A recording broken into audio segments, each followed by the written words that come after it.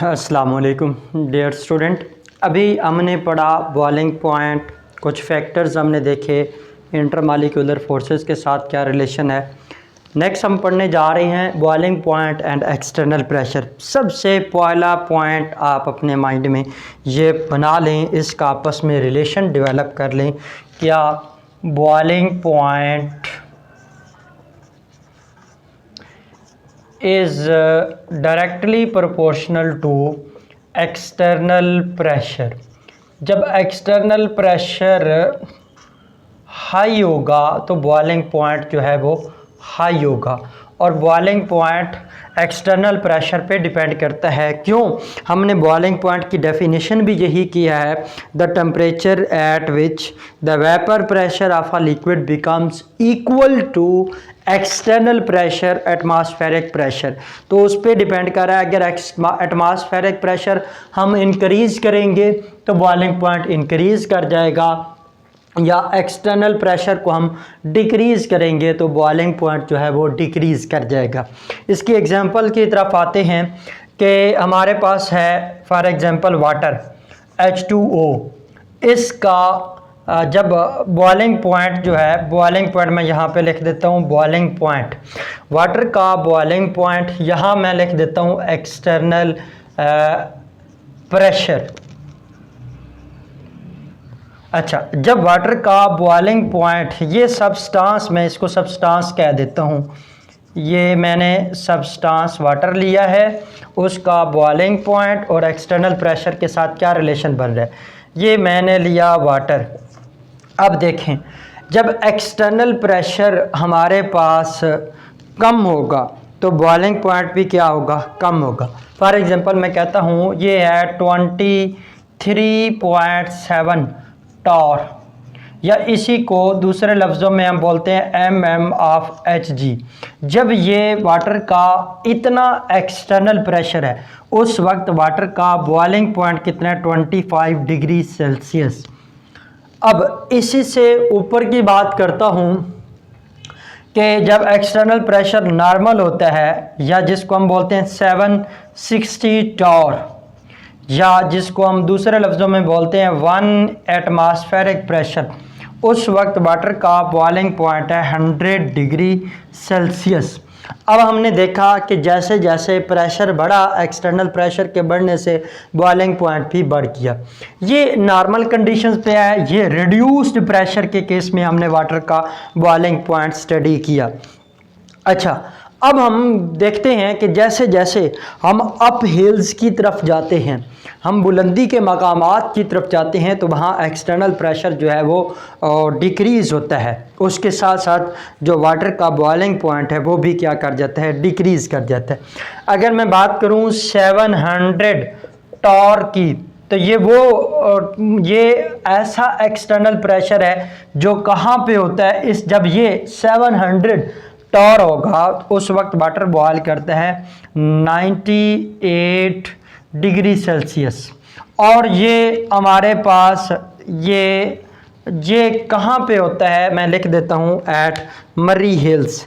ये कौन से मकामात पे होता है, मरी हिल्स पे।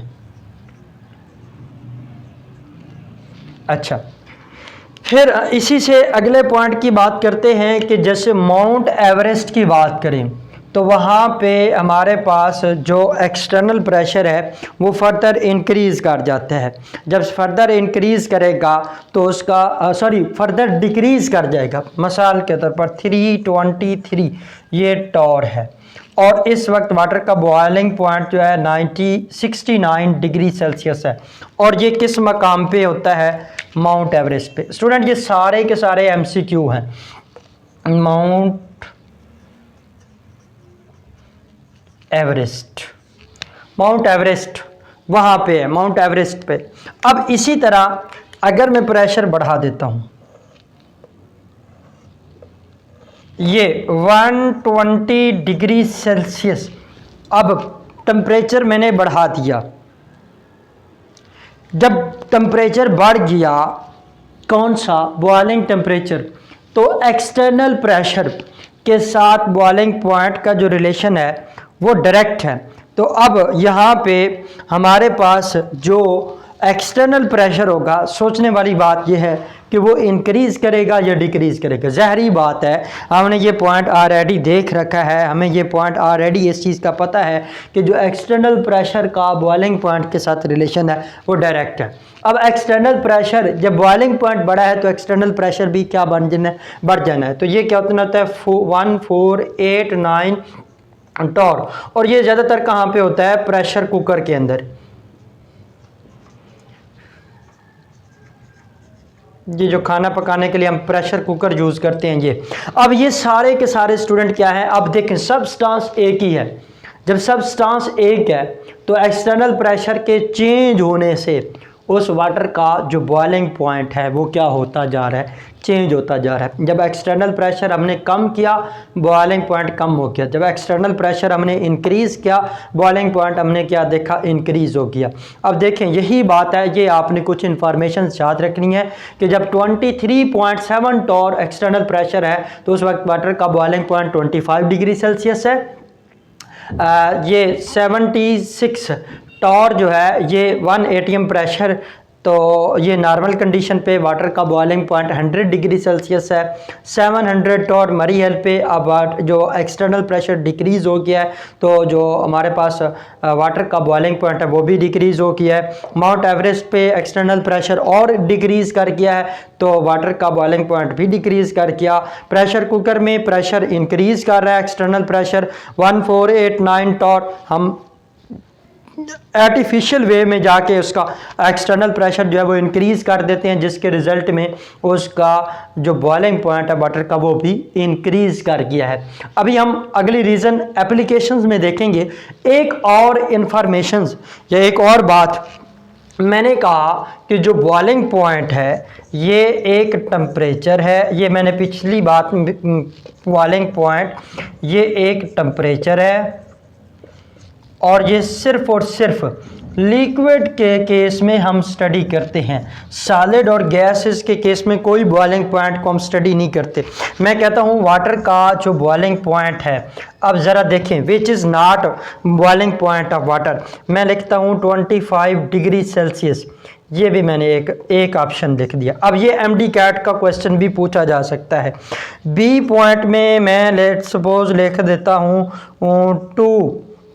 100 डिग्री सेल्सियस, ये लिख देता हूँ, और सी पे मैं कह देता हूँ 200 डिग्री सेल्सियस, और ये मैं डी पॉइंट पे लिख देता हूँ 400 डिग्री सेल्सियस। अब स्टूडेंट देखने में तो ये देखें 25 भी है, 100 भी है, 200 डिग्री सेल्सियस भी हो सकता है अगर हम एक्सटर्नल प्रेशर को इंक्रीज़ कर दें, लेकिन कौन सा ऐसा ऑप्शन है जो वाटर का बॉइलिंग पॉइंट नहीं है, not boiling point of water. इनमें से जो आपका ऑप्शन करेक्ट है वो क्या है, 4 डिग्री सेल्सियस, ये वाटर का बॉइलिंग पॉइंट नहीं है। आप लोगों को स्टूडेंट ये पॉइंट जो मैं बता रहा हूँ ये एमडी कैट के लिए बड़ा इंटरेस्टिंग है और इसको क्रिटिकली याद रखना है। वाटर का जो क्रिटिकल टेम्परेचर है, क्रिटिकल टेम्परेचर यानी जिसको हम कहते हैं H2O का क्रिटिकल टेम्परेचर TC, ये क्या है 374.6 डिग्री सेल्सियस। वाटर जो है इस टेम्परेचर तक या इस टेम्परेचर से बिलो लिक्विड स्टेट में एग्जिस्ट करता है। जब इससे ऊपर चला जाएगा यानी ये जो क्रिटिकल टेम्परेचर से हम ऊपर ले जाएंगे तो जो मर्जी कर लें वो लिक्विड जो है वाटर वो लिक्विड स्टेट में एग्जिस्ट नहीं करता, वो बल्कि किस स्टेट में चला जाता है, गैसियस स्टेट में। हमने यही बात की है कि जो बॉइलिंग पॉइंट है ये टेम्परेचर पे है, और टेम्परेचर भी कौन सा, जो सिर्फ लिक्विड का टेम्परेचर है। जब कोई मैटर, जब कोई सब्सटेंस लिक्विड स्टेट में एग्जिस्ट करेगा, जब वाटर का क्रिटिकल टेम्परेचर 374.6 डिग्री सेल्सियस है, यानी इस टेम्परेचर से बिलो वाटर जो है वो लिक्विड स्टेट में एग्जिस्ट करता है।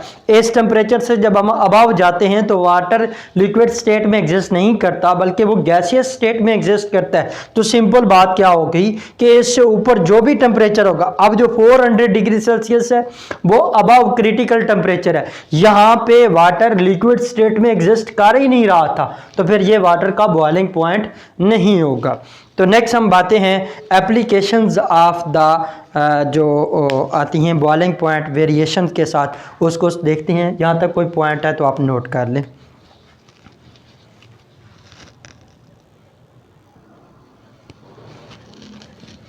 जी स्टूडेंट, नेक्स्ट हम बात करते हैं applications of the variations of the boiling point with pressure. देखिए हमने यही पॉइंट किया कि जो एक्सटर्नल प्रेशर पे बॉइलिंग पॉइंट डिपेंड करता है। अगर हम एक्सटर्नल प्रेशर वेरी कर देते हैं, उसको इंक्रीज़ करते हैं या डिक्रीज़ करते हैं, बॉइलिंग पॉइंट जो है वो इंक्रीज़ या डिक्रीज़ हो जाता है। हम बात करते हैं प्रेशर कुकर की। प्रेशर कुकिंग में ये इसकी एप्लीकेशन में एक बात हम बात करेंगे प्रेशर कुकिंग की, दूसरी हम बात करेंगे वैक्यूम डिस्टिलेशन की। प्रेशर कुकर जो है ना, ये किस चीज़ पे बेस करता है? ये बेस करती है, इस चीज़ की बेस है increase in external pressure, then क्या होता है increase in boiling point. Boiling point भी इंक्रीज करता है। अब होता क्या है, आपको पता है कि जी हमने पढ़ रखा है मरी हिल्स पे जो वाटर का बॉइलिंग पॉइंट है ये 98 डिग्री सेल्सियस है, कि ये वाटर का बॉइलिंग पॉइंट ऑफ H2O। उस वक्त एक्सटर्नल प्रेशर हमारा कितना होता है 700 टॉर। अब या इसको दूसरे लफ्ज़ों में हम लिखें तो ये 1 ATM। अब देखने वाली बात यह है कि जब बॉइलिंग पॉइंट इंक्रीज करेगा तो एक्सटर्नल प्रेशर इंक्रीज कर जाता है, जब बॉइलिंग पॉइंट डिक्रीज करेगा तो एक्सटर्नल प्रेशर भी क्या होगा डिक्रीज करेगा, या एक्सटर्नल प्रेशर डिक्रीज करेगा तो बॉइलिंग पॉइंट भी डिक्रीज कर जाएगा। हम होता क्या है कि जब प्रेशर कुकर के अंदर किसी भी सब्सटेंस को हम रखते हैं हायर एल्टीट्यूड्स पे, वाटर का जो बॉइलिंग पॉइंट है वो डिक्रीज हो जाता है, वो जल्दी बॉयल कर जाता है, जिसकी वजह से चीज़ें जो हम फूड है या वेजिटेबल्स हैं उनकी जो कुकिंग कर रहे हैं उनमें टाइम ज़्यादा लगता है।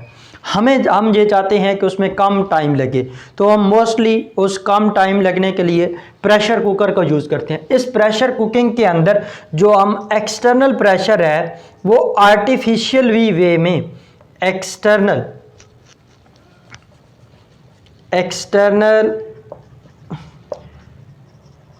प्रेशर जो है वो इंक्रीज कर देती हैं। एक्सटर्नल प्रेशर जैसे मैंने ये लिखा है, प्रेशर कुकर के अंदर वाटर का बॉइलिंग पॉइंट जब एक्सटर्नल प्रेशर बढ़ेगा 1489 टॉर, जब एक्सटर्नल प्रेशर हमारा बढ़ गया तो वाटर का बॉइलिंग पॉइंट भी बढ़ना है। जब वाटर का बॉइलिंग पॉइंट बढ़ना है तो उस केस में होना क्या है कि वाटर ने ज़्यादा एनर्जी को अब्ज़ॉर्ब करना है। जब ज़्यादा एनर्जी अब्ज़ॉर्ब होगी उसके रिज़ल्ट में जो फूड की ब्रेकेज होगी वो ज़्यादा जल्दी हो जाएगी, क्योंकि हम यही कहते हैं कि जब किसी भी लिक्विड का जो वेपर प्रेशर है वो एक्सटर्नल प्रेशर के इक्वल होगा तो तब उसका जो लिक्विड बॉयल करता है। अब जब ज़हरी बात है कि हमने एक्सटर्नल प्रेशर इंक्रीज़ किया तो उसकी वजह से बॉइलिंग पॉइंट ने क्या कर जाना है इंक्रीज़ कर जाना है। जब बॉइलिंग पॉइंट इंक्रीज़ होगा तो उस केस में लिक्विड ने एनर्जी या हीट को ज़्यादा अब्ज़ॉर्ब करना है। जब हीट को ज़्यादा अब्ज़ॉर्ब करेगा तो उसके रिज़ल्ट में वो प्रेशर ज़्यादा जब डेवलप करेगा तो वो अब एक्सटर्नल प्रेशर दो बातें करेगा। जब एक्सटर्नल प्रेशर बढ़ जाना है तो उस एक तो लिक्विड जो अंदर है उसने हीट ज़्यादा अब्ज़ॉर्ब करनी है, उसके लिए हमें हीट ज़्यादा देनी पड़ेगी। एक तो वो हीट भी ज़्यादा मिल रही है क्योंकि हमारा टेम्परेचर क्या हो गया बढ़ गया। दूसरी बात वो जो आपका वेपर प्रेशर है लिक्विड का, क्योंकि बाहर वो क्लोज्ड कंटेनर होता है उससे बाहर स्टीम तो पास नहीं हो रही बाहर, तो वो क्या करता है ऊपर से एक्सटर्नल प्रेशर देता है, कोलिजन्स बढ़ती है। उस कोलिजन्स की बढ़ने की वजह से जो कुकिंग है वो जल्दी हो जाती है। इसी तरह हम दूसरी बात करें कि जो वैक्यूम है, इसके अंदर ये भी क्वेश्चन आ जाता है कि ये आप क्वेश्चन लिख लें, food can be cooked quickly in the pressure cooker, explain the reason. Food can be cooked very quickly in the pressure cooker, explain the reason. ये शॉर्ट क्वेश्चन में आता है। आपने क्या पॉइंट लिखना है कि इसमें हम एक्सटर्नल प्रेशर इंक्रीज करते हैं। जब एक्सटर्नल प्रेशर इंक्रीज होता है तो वाटर का बॉइलिंग पॉइंट इंक्रीज कर जाता है, और वाटर का बॉइलिंग पॉइंट जब इंक्रीज करता है तो जिसकी वजह से हीट ज़्यादा अब्जॉर्ब होती है, और हीट ज़्यादा अब्जॉर्ब होने की वजह से नंबर ऑफ कोलिजन ज़्यादा बढ़ती हैं, और नंबर ऑफ कोलिजन्स के ज़्यादा बढ़ने की वजह से फूड क्या हो जाती है, जल्दी वो पक जाती है। दूसरी बात की तरफ हम आते हैं कि जो वैक्यूम डिस्टिलेशन है, ये क्या है? डिस्टिलेशन, अगर हम इसकी बात करें, distillation carried out under reduced pressure. इसमें हम प्रेशर को इंक्रीज कर रहे थे, बॉइलिंग पॉइंट को इंक्रीज कर रहे थे। इसमें हम प्रेशर को डिक्रीज कर रहे हैं, और बॉइलिंग पॉइंट भी किसी लिक्विड का जो होगा वो डिक्रीज होगा। ये बेसिकली जो वैक्यूम डिस्टिलेशन है, ये एक सेपरेटिंग टेक्निक है, सेपरेटिंग टेक्निक है जो किस पे डिपेंड करती है? बॉइलिंग पॉइंट पे। हमारे पास कुछ ऐसे लिक्विड ऐसे हैं, some liquids वो decompose before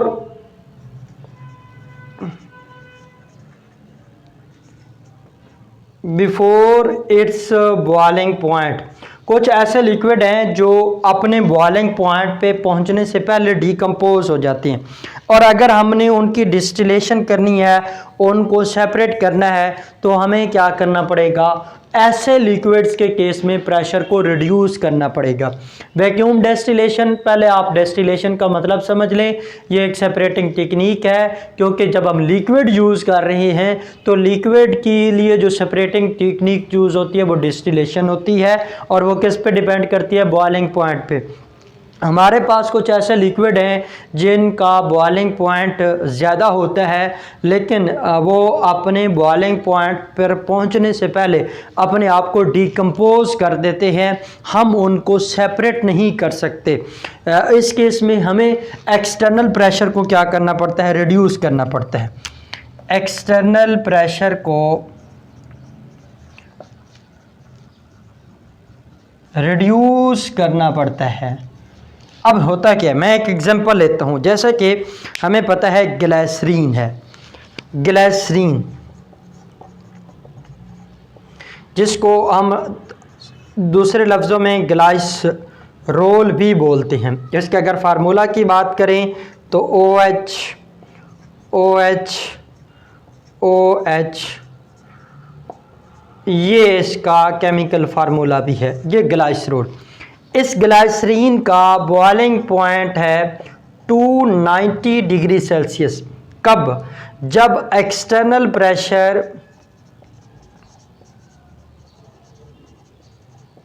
1 atm या 760 टॉर होता है, और जब हम इसको डिकम्पोज करते हैं तो ये अपने बॉइलिंग पॉइंट तक पहुंचने से पहले डिकम्पोज हो जाती है, अपने आप को वो बाकी भी नहीं रख पाती।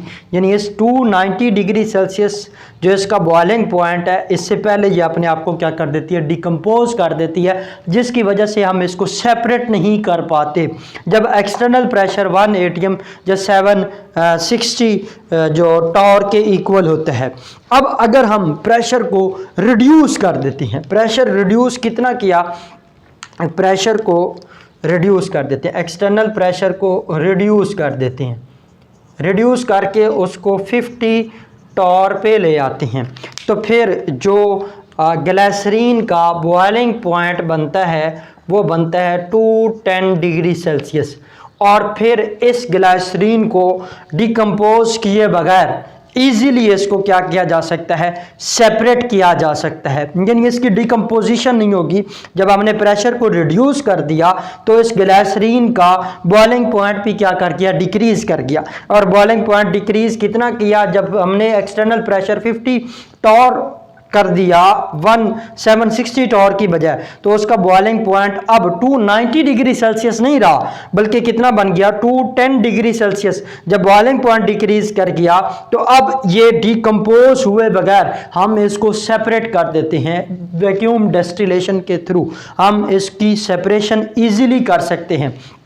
अब इस वैक्यूम डिस्टिलेशन के कुछ बेनिफिट्स की अगर हम बात करें कि ये वैक्यूम डिस्टिलेशन के जो बेनिफिट्स हैं वो क्या हैं, इसका बेनिफिट क्या हुआ, अब देखें इस केस में जब एक्सटर्नल प्रेशर कम हो गया तो इसका बॉइलिंग पॉइंट कम हो गया। जब बॉइलिंग पॉइंट कम हो गया तो हमें टेम्परेचर कम देना पड़ेगा, तो इसका मतलब है ये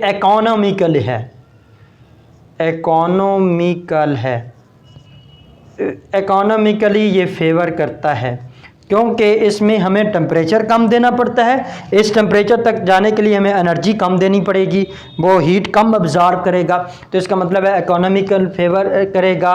ये लेस फ्यूल यूज़ होगा, उसके साथ साथ ये टाइम रिडक्शन हो जाएगी, टाइम की बचत हो जाएगी, एनर्जी क्राइसिस नहीं होंगे, क्योंकि प्रेशर जब हमने रिड्यूस कर दिया तो उसका बॉइलिंग पॉइंट क्या हो गया, डिक्रीज़ हो गया, और उसके साथ साथ ये डिकम्पोज नहीं होगा, हम इसको इजीली क्या कर लेंगे, सेपरेट आउट कर लेंगे। तो अब ये इसके अंदर अब आपको ये पॉइंट पता होना चाहिए, ये भी MCQ है कि ग्लिसरीन का 760 टॉर पे बॉइलिंग पॉइंट कितना है, और जब हम प्रेशर रिड्यूस कर देते हैं 50 टॉर तो फिर इसका बॉइलिंग पॉइंट कितना है, ये आप लोगों को कन्फर्म पता होना चाहिए। ये जितने पॉइंट्स थे ये सारे के सारे MCQs हैं, इन चीज़ों का आपको पता होना चाहिए। ये एक एक्स्ट्रा मैंने बात की है कि अमूमन तौर पर 1489 टॉर जो है ये प्रेशर कुकर के केस में वाटर का जो बॉइलिंग पॉइंट होता है वो कितना होता है 120 डिग्री सेल्सियस, तो ये हम इंक्रीज़ कर देते हैं। इसमें शॉर्ट क्वेश्चन क्या आता है कि जो बॉइलिंग पॉइंट है वो how it is affected by external pressure, boiling point how it is affected by external pressure, ये आपको पता होना चाहिए। एप्लीकेशंस ऑफ द, ये दोनों शॉर्ट क्वेश्चंस आते हैं कि why food is cooked very rapid under pressure cooker, why explain reason. तो दूसरा शॉर्ट क्वेश्चन ये भी आता है कि what are the advantages of the vacuum distillation, या what is vacuum distillation, explain its advantages, ये भी शॉर्ट क्वेश्चन है। तो ये हमारा बॉइलिंग पॉइंट का जो टॉपिक था वो यहाँ तक क्लियर होता है। अगर स्टूडेंट आपको किसी कंसेप्ट की, किसी क्वेश्चन की समझ नहीं आती, आप कमेंट करके पूछ सकते हैं, इंशाल्लाह आप को उनका जवाब दिया जाएगा। मेरी अल्लाह से दुआ गो है अल्लाह ताला आप लोगों को कामयाब व कामरान करे। इस खैर के सफ़र में आप लोग मेरे साथी बने, इसको अपने भाइयों तक, दोस्तों तक भी शेयर किया करें। वमा अलैना इल्लल बलागुल मुबीन।